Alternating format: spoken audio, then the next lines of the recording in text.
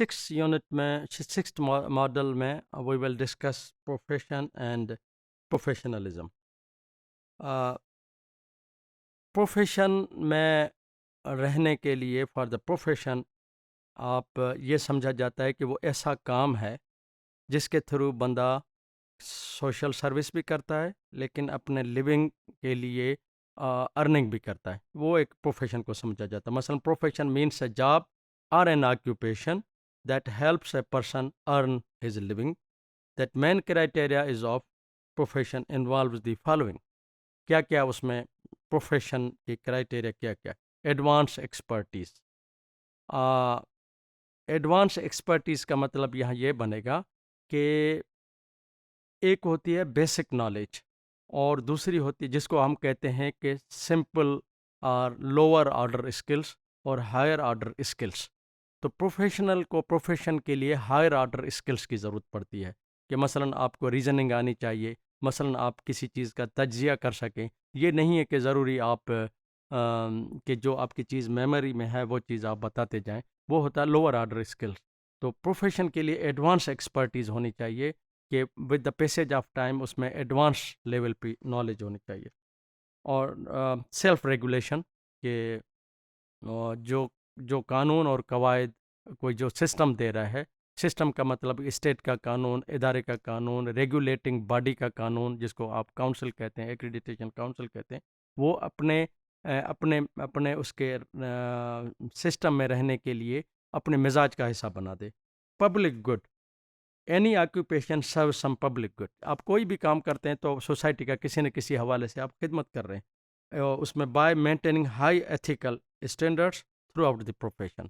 उसमें आप अब ऑक्यूपेशन और प्रोफेशन में कुछ समझने की ज़रूरत है। तो आप कोई भी काम करते हैं जिसको आपको अर्निंग मिलती है तो वो ऑक्यूपेशन बन जाता है, लेकिन उसमें हाई एक्सपर्टीज़ की ज़रूरत पड़ती है, कंटिन्यूस ट्रेनिंग की ज़रूरत पड़ती है, मुसलसल डिसिप्लिन में रहने की ज़रूरत पड़ती है।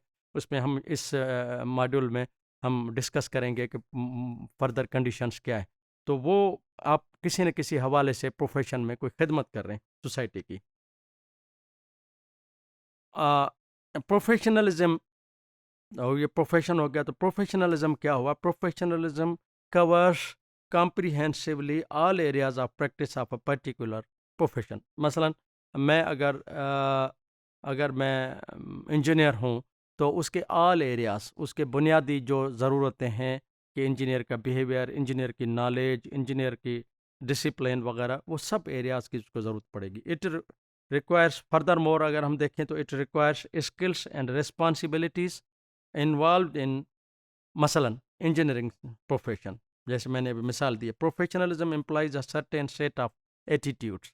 आप एक इंजीनियर का एटीट्यूड देखें, आप एक वकील का एटीट्यूड देखें, आप एक डॉक्टर का एटीट्यूड देखें, आप एक उस्ताद का एटीट्यूड देखें, तो प्रोफेशन के मुताबिक आप अगर माइन्यूटली ऑब्जर्व करेंगे तो उनके एटीट्यूड में डिफरेंस नज़र आएगा, क्योंकि इस प्रोफेशनल ट्रेनिंग की वजह से उस किस्म की सलाहियतें, उस किस्म की खसूसियात उसकी शख्सियत में आ गए। The art of professionalism can be understood as a practice of doing the right thing. अगर आप राइट थिंग नहीं करते, वो आपको ट्रेनिंग सिखाती है। Not because how one feels but regardless how one one feels, कि आप उसको कैसा समझते हैं, अच्छा समझते हैं या बुरा समझते हैं, और लोग क्या करते हैं उसको आपको कैसे समझ रहे हैं। लेकिन इस प्रोफेशन के रिक्वायरमेंट के मुताबिक आप लोगों की फीलिंग्स के मुताबिक या अपनी फीलिंग्स के मुताबिक नहीं जाएंगे, उसके प्रोफेशनल के रिक्वायरमेंट में जाएंगे। उस प्रोफेशन की list, requirement, attitudes, competencies, challenges सारी आपको इदारे की तरफ से, आपके ट्रेनिंग्स की तरफ से, हायर एजुकेशन की तरफ से मिले हुए होते हैं। Professionals make a profession of the specific kind of activity and conduct to which they commit themselves and to which they can be expected to conform. अब कैरेक्टरिस्टिक्स क्या हैं इसकी प्रोफेशन की, किसी भी प्रोफेशन की जनरली, और हम मिसाल देते रहे एजुकेशन के एंड टीचिंग के। स्किल बेस्ड और थियोरेटिकल नॉलेज दोनों ज़रूरी है। थियोरेटिकल नॉलेज स्किल बेस्ड होगी, या तो लोग कहते हैं कुछ ये स्किल बेस्ड है, ये थियोरेटिकल बेस्ड है, लेकिन ये स्किल बेस्ड है। कोई भी प्रोफेशन में स्किल ज़रूर होता है, आप प्रोफेशन में स्किल ज़रूर होता है। अदरवाइज़ आप देखेंगे कि तीन चीज़ें बुनियादी तरह किसी भी एजुकेशनल डिग्री में, वो प्रोफेशनल डिग्री हो या नॉन प्रोफेशनल हो, उसमें स्किल होगा, उसमें कॉम्पिटेंसीज होंगी और उसमें नॉलेज होगा। बुनियादी तरह नॉलेज है, फिर स्किल्स हैं, फिर कॉम्पिटेंसीज है। तो ये बुनियादी तरह ये बुनियाद है किसी भी डिग्री की। लेकिन प्रोफेशनल में स्किल ज़रूरी है, और वो ख़ास किस्म के skills profession to profession vary करेंगे। प्रोफेशनल एसोसिएशन ज़रूरी है किसी भी इदारे में। अगर प्रोफेशनल एसोसिएशन किसी भी प्रोफेशन के, किसी भी काम के, प्रोफेशन को अगर हम एक लम्हे के लिए कहें कि काम है, कोई भी आपका काम है, कोई भी आपका कारोबार, कारोबार तो नहीं, जिस पे आप गुजर सफ़र करते हैं वो काम है आपका, उसकी अपनी प्रोफेशनल एसोसिएशन होगी। डॉक्टरों की अपनी है, इंजीनियर्स की अपनी है।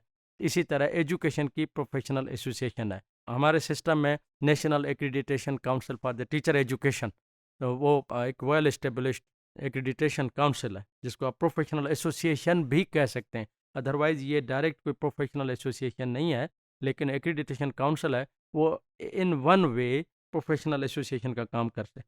टेस्टिंग ऑफ कॉम्पिटेंस ज़रूरी है।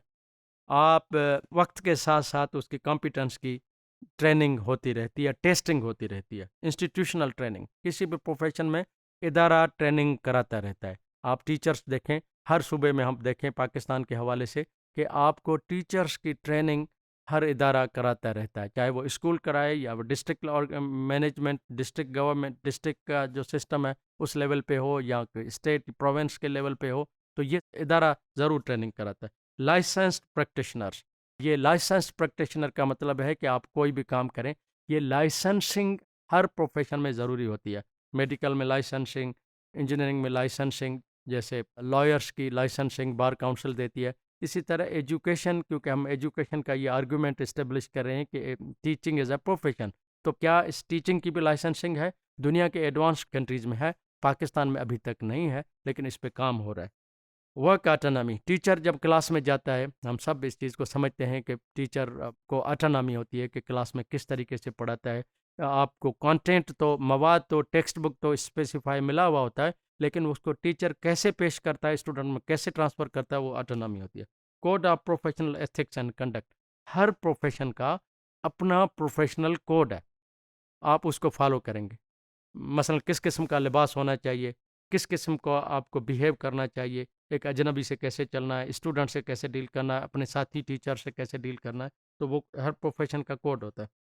टीचिंग एज ए प्रोफेशन में अगर आप देखेंगे तो प्रोफेशन की क्या requirement, body of theory and skills होता है। कोई भी प्रोफेशन में body of theory and skills, और दूसरा adherence to common code of values and conduct, इस पे हम बात कर चुके हैं। Acceptance of the duty to society, आप प्रोफेशन में सोसाइटी को ड्यूटी करते हैं। तो ये जब बात देखेंगे, बिहेवियर, स्किल्स एंड नॉलेज मिलके प्रोफेशनलिज्म बनाते हैं। और पिलर्स ऑफ प्रोफेशनल क्या बनेंगे? तो बीइंग स्कॉलरली होना चाहिए बंदे को, और उस पढ़ते रहना, मुसलसल उसकी तालीम, अपनी एजुकेशन, अपने फर्दर स्टडी करता रहे, और प्रिंसिपल्स और वैल्यूज़ उसमें बाकायदे नज़र आने चाहिए उसकी शख्सियत में। पंक्चुअलिटी बहुत ज़रूरी है, और वो जब कोई भी काम शुरू करे तो उसकी प्रिपरेशन बहुत ज़रूरी है। कर्टसी ज़रूरी है किसी भी प्रोफेशन में, तो टीचिंग में तो उसकी बहुत ज़्यादा ज़रूरत है। और इंटीग्रिटी का मतलब कि ट्रू विद द वर्ड्स होना चाहिए, मैनेज मनी ऑनेस्टली होना चाहिए, हेल्प ईच अदर, कुछ हर बंदा कामयाब हो जाए। तो प्रोफेशनलिज्म की मुख्तलिफ रिक्वायरमेंट्स हैं। पार्टनरशिप करनी चाहिए, आपको ज़रूरी होता है पार्टनरशिप, दूसरे अपने साथियों से हम असर से काम करना पड़ता है, प्रैक्टिस करनी पड़ेगी और परफॉर्म करना पड़ेगा। तो रेस्पेक्ट, एथिक्स, इंटीग्रिटी, ऑनेस्टी, ये मिलके प्रोफेशनलिज्म बनाते हैं।